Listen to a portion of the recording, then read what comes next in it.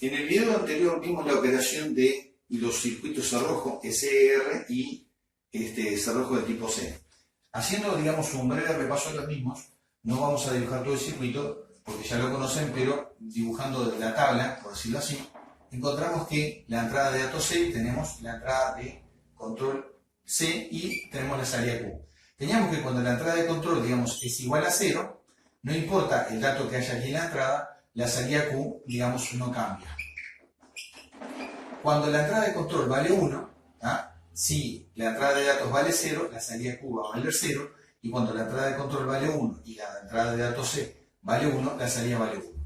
Entonces, digamos, el problema que tiene, digamos, este tipo de cerrojo, si bien es una forma de construir, digamos, un circuito secuencial, no sería la más apropiada, porque tiene ese problema de que la señal de, digamos, a la salida va a variar mientras esté presente el pulso de reloj. O sea, acá vamos a dibujar el circuito de reloj correspondiente y vemos lo siguiente.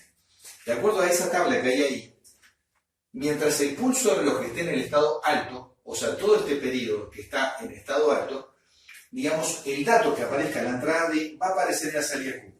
Si un circuito secuencial fuera bien sencillo, la señal de reloj, el pulso de reloj fuera lo suficientemente angosto y el circuito fuera bien sencillo, este circuito podría funcionar bastante bien como circuito secuencial para alguna aplicación muy particular.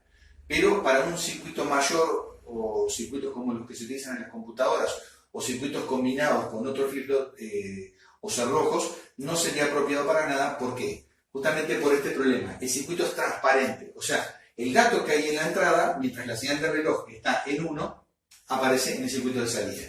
Entonces, debido a esa transparencia desde la entrada a la salida, si esta salida del circuito se conecta a la entrada de otro flip-flop y a la vez el circuito está cambiando en este preciso momento, va a ocurrir justamente que vamos a tener un problema ahí, que la salida nuestra va a estar cambiando, mientras la entrada de datos esté cambiando. Entonces, si este circuito está alimentando otro flip-flop, pueden producirse resultados erróneos realmente. Entonces vamos a hacer lo siguiente, nosotros vamos a analizar un circuito, vamos a analizar un circuito que elimina, dos tipos de circuitos que eliminan exactamente ese problema. Ese tipo de circuitos son los que se llaman los flip-flop maestro subordinado o maestro esclavo, como se le llama habitualmente, o si no, flip-flop operados por flanco. El flip-flop operado por flanco es el más utilizado en la actualidad, pero hay que analizar primero, para entenderlo bien, el flip-flop del tipo, digamos, JK. Vamos a ver la estructura básica de un flip-flop JK y vamos a ver cómo es el modo de operación de un flip-flop del tipo JK. En este caso vamos a dibujar, por ejemplo, dos cerrojos del tipo SR, por ejemplo. Dos flip-flops del tipo SR, uno interconectado con el otro.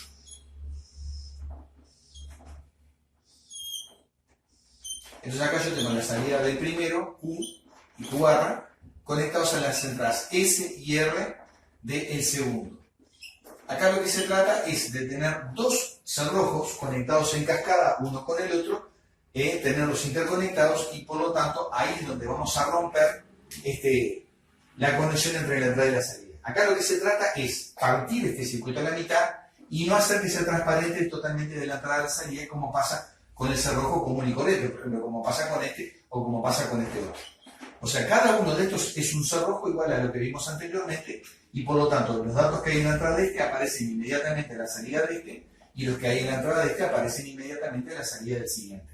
Ahora, si nosotros partimos esto a la mitad y los desconectamos en cierto momento a uno, al primero, del segundo los desconectamos con una señal de control, vamos a tener lo siguiente. Ahora se rompe la transparencia de este circuito y por lo tanto en un circuito que combina varios circuitos de este tipo, muchos pueden estar variando las entradas y no todos van a estar variando las salidas y viceversa. Entonces, si estas salidas se conectan a las entradas de otro flip-flop, no va a haber problema ninguno. ¿Por qué? Porque aunque estas se conectan a las entradas de otro flip-flop, no se van a producir datos erróneos, porque la salida de no va a cambiar mientras la señal de control no lo permita, y sin embargo los datos a la entrada de pueden seguir cambiando. Entonces acá vamos a plantear estas entradas como serían, y aquí le vamos a meter una señal de control. La señal de control que ahora la vamos a llamar directamente señal de reloj. Entonces esta señal de reloj simplemente la vamos a separar mediante un inversor por, digamos, el circuito de salida. ¿Ah? Entonces acá esta va a ser la nueva entrada de control, esto va a ser S y esto va a ser R. Entonces de esta manera tenemos un flip-flop JK maestro subordinado o maestro esclavo. ¿Cómo opera este circuito? Bueno, cuando la señal de reloj aquí está en 0, de este lado aparece un 1, del otro lado del inversor. Entonces, ¿qué pasa? Con un 0 acá, los datos que están en S y en R no se cargan para nada en la salida del primer cerrojo. Y a la vez, los datos, digamos, del segundo cerrojo, o sea, digamos, el segundo cerrojo está tomando literalmente los datos que hay en el primero. Entonces, ahora, en operación normal pasa lo siguiente. Acá, por lo tanto, no hay transferencia de datos de S y R hasta la salida Q y QR. ¿Por qué? Porque con una señal de control igual a 0, estos datos ni siquiera pasan a la salida del primer cerrojo. El segundo cerrojo sí está tomando los datos del primero y los está pasando a la salida. Cuando la señal acá de reloj pasa del 0 al 1, este otro inversor pasa del 1 al 0. Entonces vamos a ver la operación. Cuando aquí la señal pasa del 0 al 1, este circuito se está habilitando. Y se está habilitando durante todo este tiempo. Hasta acá está claro que esto se habilita durante todo este tiempo. Perdón, hice mala flecha. Se habilita durante todo ese tiempo. Quiere decir que mientras la señal de reloj permanece en 1, aunque los datos se estén variando acá en la entrada, están siendo copiados a la salida del primer cerrojo. Eso es tal como lo vimos anteriormente y no representa ninguna variante. Sin embargo, el segundo cerrojo está desconectado porque la entrada de control está en 0. Por lo tanto, este no está tomando los datos que puedan haber en Q y en Q barra del primero. Quiere decir que aquí la señal de entrada puede estar variando por distintos valores y este circuito ni se inmuta. O sea, en una palabra, mantiene los valores que tenía anteriormente. Los mantiene tal cual los valores que tenía anteriormente. Bueno, muy bien. Cuando aquí la señal vuelve a pasar del 1 al 0, o sea, acá estamos en este momento precisamente en el borde de bajada, señal de reloj, acá vuelve a haber una transición del 1 al 0, aquí vuelve a haber una transición del 0 al 1 y pasa lo siguiente. En el momento que esta señal pasa del 1 al 0, este cerrojo se desconecta totalmente y en el mismo momento se conecta este otro. Este otro, ¿qué hace? Los datos que había en ese instante los transfiere a la salida. Entonces, fíjense una cosa. Este otro, aunque pudo haber variado los datos, aunque pudieron haber variado los datos mientras el reloj estaba en estado 1, esos datos no fueron transferidos a la salida. Los datos que van a ser transferidos a la salida son los que aparecen justito antes del borde de bajada de la señal de reloj. Entonces, al menos, puede pasar una cosa. Tenemos una ventaja y una desventaja. La ventaja es que por lo menos se toma una especie de fotografía de lo que ocurre antes del borde de bajada de la señal de reloj. Lo malo es que todavía tenemos que los datos pueden estar variando durante el pulso del reloj y eso no es conveniente porque eso puede deberse a variaciones en retardos de compuertas de circuitos previos o posteriores que le metan señal a la entrada. Entonces, la desventaja ocurre en que mientras está presente todavía el pulso del reloj, los datos pueden estar cambiando aquí en la entrada y a veces no se sabe a ciencia cierta qué es lo que va a aparecer en el circuito de salida. Lamentablemente. La ventaja, el adelanto, está pura y exclusivamente en que acá, por lo menos lo que se transfiere a la salida, es justito lo que había antes de que la señal de reloj pasara del 1 al 0. Eso es una gran mejora. Este tipo de flip-flop se usó mucho en una época, por ejemplo en la década de los 80, por allá, estaba en pleno uso este tipo de flip-flop. Hoy por hoy prácticamente ha caído en desuso este flip-flop maestro subordinado, la tendencia es no utilizarlo nunca más. De todas maneras, igual vamos a ver ahora cómo es la operación, por ejemplo, de un flip-flop JK de este tipo. Porque esto viene siendo un flip-flop JK del tipo SR, en definitiva. Primero, esto lo podemos nosotros transformar, digamos, en un flip-flop, digamos, del tipo de esta manera. Acá lo podemos transformar simplemente metiendo un inversor acá. Entonces tenemos que estos datos van a estar complementados y ahora esto viene siendo la entrada del reloj. Quiere decir que esto que está acá viene siendo ahora ya no un flip-flop SR maestro esclavo, sino un flip-flop del tipo de maestro esclavo. Por lo menos acá se elimina la condición de indeterminación y esto almacena un bit únicamente que aparezca acá. Si aquí aparece un 0, a la salida aparece un 0, si aquí aparece un 1, a la salida aparece un 1. Y ya que estamos entonces, vamos a ver ahora, ya conocemos esta parte, esto es básico, no va a cambiar para nada en el análisis que vamos a hacer ahora, pero vamos a ver cómo se construye, por ejemplo, un flip-flop JK de este tipo. Entonces, para ver la operación de este flip-flop JK, vamos a hacer lo siguiente. A esto le vamos a agregar dos compuertas a la entrada y vamos a ver lo siguiente. Estas compuertas son de tipo AND.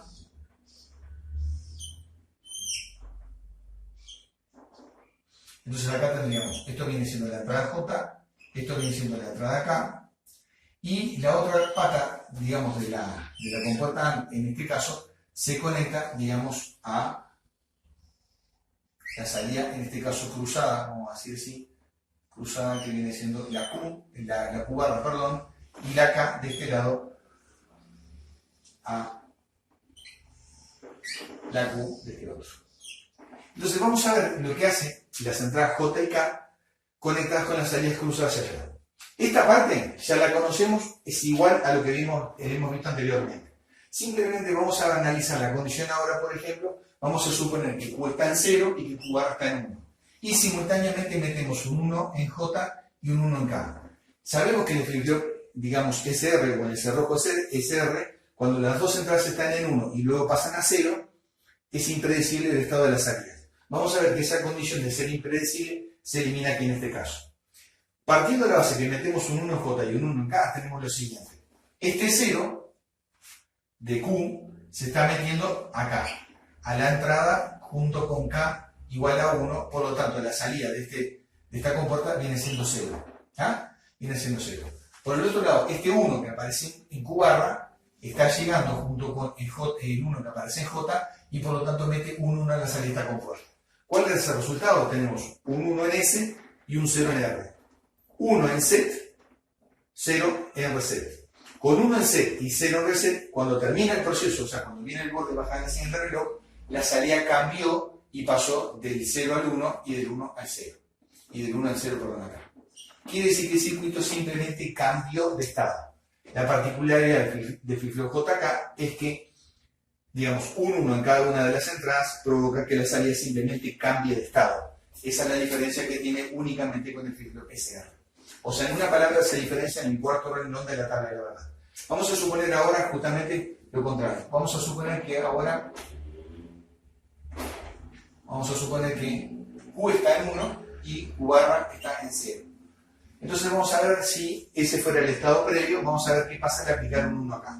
Entonces con un 0 en la entrada Q barra, este 0 aparece acá, va a salir un 0 por la entrada de esa compuerta, el 1 que hay en Q entra junto con K, aparece un 1 a la salida de esta compuerta y por lo tanto está metiendo un 0 en set y un 1 en reset. Con un 1 en reset y un 0 en set, la salida que va a pasar cuando venga el pulso de reloj, el borde baja, esto va a cambiar a 0 y esto va a cambiar a 1. Entonces acá se ve claramente que este flip-flop es muy ventajoso, el JK, porque elimina la condición de indeterminación del flip-flop de tipo SR y simplemente lo que hace, cuando hay un 1 en cada entrada, la salida se invierte. Eso es una tremenda ventaja y ya está. Ahora, recalcamos la ventaja y la desventaja del flip-flop maestro subordinado. Ya les digo que esto es un flip-flop de tipo viejo, la tendencia no se utiliza nunca más, pero tiene la ventaja, por un lado, de que ahora la salida cambia cuando viene únicamente el borde de bajada de la señal de reloj. La contra es que todavía la señal sigue cambiando, puede estar cambiando en las entradas durante el pulso de reloj y por lo tanto, si esta señal está variando a consecuencias de retardos de compuertas en otras partes del circuito, la salida del circuito puede llegar a ser un poco impredecible y no lo que tendría que ser únicamente. Entonces la solución para esto viene siendo el flip-flop disparado por flanco, que vamos a ver primero la operación del tipo D. Aquí vamos a borrar. Y vamos a dibujar un flip-flop maestro subordinado, un flip-flop disparado por flanco del tipo D. Ya de paso voy a borrar la señal de reloj porque no va a ser igual a la que vamos a dibujar ahora. O sea, en una palabra, acá tenemos lo siguiente. Vamos a dibujar de vuelta la señal de reloj acá, pero vamos a ver cómo cambió la operación de este circuito.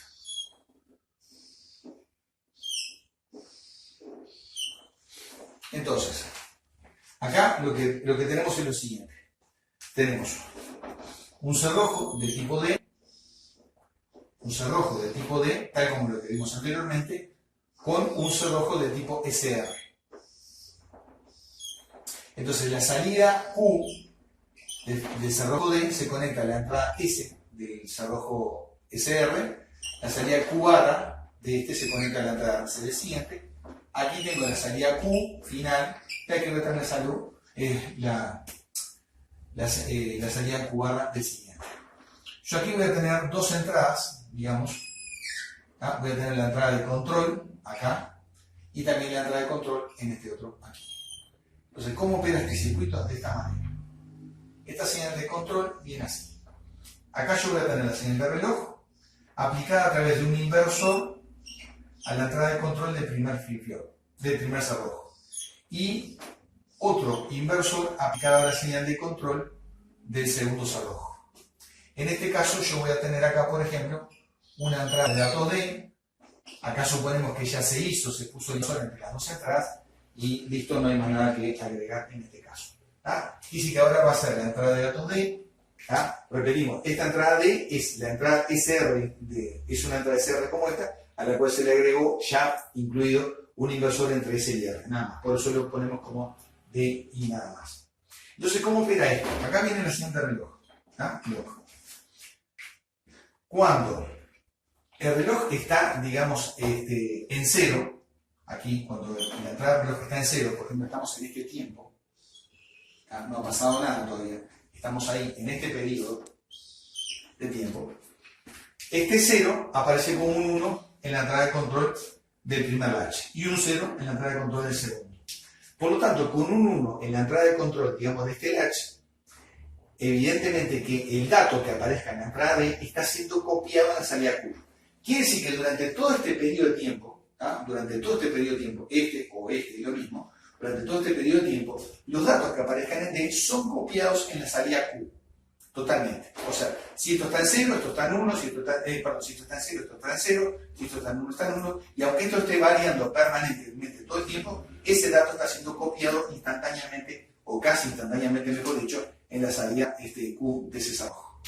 Sin embargo, el segundo cerrojo está en 0 en la entrada de control, por lo tanto, los datos que aparezcan en S y R no están siendo copiados en la salida.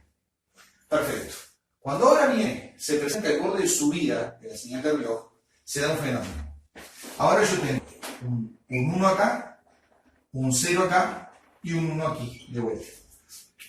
En ese momento, cuando la señal cambió del 0 al 1 acá, este flip-flop, este cerrojo, perdón, dejó de copiar en ese momento el dato que había en D, lo dejó de copiar en Q. En ese preciso momento deja de copiarlo. ¿Por qué? Porque justamente la entrada de control cae a 0, por lo tanto el dato ya no pasa de la entrada a la salida como ocurrió anteriormente. Quiere decir que el último dato que había acá, el último dato que había durante este pedido, se copió en la salida Q. Y simultáneamente aparece un 1 en la entrada de control del segundo cerrojo. Con un 1 en la entrada de control del segundo cerrojo, el dato que había en ese preciso momento aquí aparece copiado en la salida. Quiere decir que ahora, en este instante, todo el dato, el último dato que había acá antes del borde de subida de la señal de reloj, aparece copiado en la salida. El último dato que había antes del borde de subida aparece en la salida aquí. La única condición que tiene que tener este circuito, que eso lo pueden sacar de las hojas de datos del fabricante, es que antes del borde de subida de la señal de reloj, el dato tiene que estar establecido algunos nanosegundos previamente acá y después tiene que estar establecido también. O sea, en una palabra. Digamos, los datos, en una palabra, los datos, vamos a representarlo así. Vamos a suponer que estos fueran los datos. Vamos a dibujar la relación a esta misma señal. El dato tiene que estar establecido durante un pequeño intervalo de tiempo antes y después del borde de subida de la señal de reloj. O sea, tiene que permanecer estable. O sea que durante este breve instante que la señal pasa del 0 al 1, el dato tiene que estar firme, por decirlo así, un breve instante antes y un breve instante después. Solamente puede llegar a ocurrir un error en el preciso instante de que si el dato cambiara justo en este momento. Si el dato cambiara justo en este momento, cuando la señal de reloj cambia del 0 al 1. Hay que tener muy mala suerte para que eso ocurra, ¿no? Para que el dato justamente de la entrada cambie en este momento que la señal pasa, que es un instante muy breve cuando la señal de reloj pasa del 0 al 1. Si es un reloj bien hecho, la forma de onda va a salir rectangular y hay que tener mucha mala suerte para que el dato justo cambie en este momento. Por lo tanto, basta que el dato esté firme acá en la entrada, un poquito antes del borde de subida de la señal del reloj y un poquito después, la operación del circuito está totalmente garantizada. Por lo tanto, es básicamente la operación del cerrojo del flip-flop maestro esclavo del tipo, del flip-flop disparado por flanco del tipo D. Vamos a ver ahora cómo sería un flip-flop de tipo JK. ¿Ya? Vamos a hacer una pequeña pausa en este momento y vamos a dar la operación del flip-flop de tipo JK.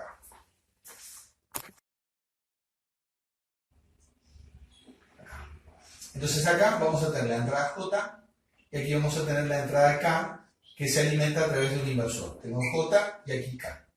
Y a la vez esta entrada complementaria de esta compuerta se realimenta desde la salida Q barra de flip-flop y a la vez la que trabaja con K se alimenta desde la salida Q de circuito. O sea, cruzadas igual que en el caso anterior. ¿Por qué se hace esto? ¿Por qué se pone un inversor en K? Es sencillo, porque como antes se alimentaba, estas compuertas directamente alimentaban las entradas S y R de un flip-flop, y esas son opuestas en concreto, bastaba conectar las salidas de estas compuertas a las entradas. Esta iba a la entrada S y esta iba a la entrada R del mismo flip-flop. Sin embargo, acá en este caso, como las dos van a la misma entrada de datos exactamente, y esta entrada de datos, si fuera la S, sería el complemento de R, no hay más remedio que poner un inversor en K. Entonces, ¿cómo opera este circuito? Bueno, sencillo. Vamos a ver lo siguiente. Vamos a suponer que, por ejemplo, la salida, por ejemplo, Q está en 1 y K está en 0. ¿No? Y Q barra está en 0. Q barra está en 0. Entonces, vamos a suponer que en este caso Q está en 1 y Q barra está en 0. Si yo aquí meto, por ejemplo, un 0, ¿tá? En la entrada K, ¿tá? Un 0 en la entrada K, este 0 va a aparecer como un 1 aquí en la entrada de esta compuerta, ¿tá? Pero a la vez yo voy a tener, o sea, un K en 0, ¿no? Si K está en 0, tengo un 1 aquí en la entrada del inversor y aquí tengo un 1 que se propaga hasta acá. Este 1 mete un 1 acá y este 1 va a meter un 1 en la entrada de datos. Por lo tanto, este 1 en la entrada de datos se va a copiar en el circuito de salida. Quiere decir que con una entrada K en 0, la salida no ha cambiado por influencia de la entrada K. Si K está en 0, esta no es la entrada de reset, sino que es una entrada que es la entrada de reset, pero que va a actuar solamente cuando esto esté en 1. Por lo tanto, repetimos la operación del circuito. K está en 0, a la salida del inversor aparece un 1. Esto se junta con el 1 que viene de Q, produce un 1 aquí a la entrada de este mismo circuito. Este 1 aparece a la entrada de la entrada de datos del comportador y en ese caso, como ven, no importa qué valor tenga J, J puede estar en 0, puede estar en 1, como aquí aparece un 1, cuando venga el borde de subida de la siguiente reloj, la salida Q se va a mantener, digamos, en 1. O sea, en una palabra, el circuito no es reseteado. El circuito no es reseteado en absoluto. Ahora, si yo aquí, por ejemplo, pongo K en 1, ¿no? Y J en 0, por ejemplo, ¿ah? K en 1 y J en 0, esta sería la condición de reset. Vamos a analizarlo. Un 1 en la entrada K aparece como un 0 luego del inversor. Este 1 aquí llega a la entrada AND, de este caso, de esta comportada AND, pero este 1 aparece como un 0 porque simplemente aparece el 0 del inversor acá. O sea, en una palabra, este inversor hace que la salida sea 0, porque la entrada justamente entre la comportada es un 0. Por lo tanto, llega un 0 a la entrada de esta comporta, llega un 0 en la entrada de la comportadora. Vamos a ver qué pasa con el caso de J. J está haciendo llegar un 0 a la entrada de esta compuerta. Por lo tanto, con un 0 en la entrada de esta compuerta aparece un 0 también en su salida y por lo tanto la salida va a ser 0 porque las dos entradas del comportador valen 0. Con un 0 a la entrada de datos del flip-flop de tipo D, del cerrojo, la salida va a pasar a 0 y Q barra va a pasar a 1. Quiere decir que poniendo J en 0 y K en 1, el circuito se reseteó. La salida de 1 pasó a 0 y de 0 pasó a 1. Vamos a ver, por ejemplo, si fuera al revés el caso. Vamos a ponerle que en este caso, con la salida Q allá en 0 como está, vamos a suponer que ahora J vale 1 y K vale 0. Perdón, y K vale 0. Entonces, vamos a ver qué pasa en este caso. J en 1 y K en 0. A ver. La salida Q barra ahora está en 1. Este 1 aparece a la entrada junto con J. con J en 1 y K en 1, la salida del comportador vale 1 y por lo tanto la salida a través del comportador vale 1. Quiere decir que independientemente de lo que pase en K, yo ya tengo un 1 a la entrada de datos de flip-flop del tipo D y por lo tanto cuando venga el pulso reloj, este 1 a la entrada de datos va a aparecer en el circuito de salida. Quiere decir que la salida se fue a 1 y por lo tanto Q barra se fue a 0. Ese es el estado con J en 1 y K en 0. Ahora vamos a suponer, ¿no?, que tenemos, por ejemplo, un 1 en Q y un 0 en Q barra. Y vamos a suponer que ahora las dos entradas del flip-flop JK valen, las dos entradas del flip-flop JK valen 1. Entonces tengo uno acá y un 1 acá. ¿Qué ocurre ahora? Vamos a lo siguiente. Con un 1 en K tengo un 0 a la salida de este inversor. ¿Ah? Un 0 a la salida de este inversor provoca que la salida de esta compuerta vale 0. Un 1 en K, vamos a ver con quién se junta. Este 1 acá viene con el 0 de Q barra. Dice que tengo un 0 por este lado, este 0 llega a la entrada junto con J, la salida de esta compuerta también vale 0. Como las dos entradas de la comportador valen 0, a la salida vale un 0.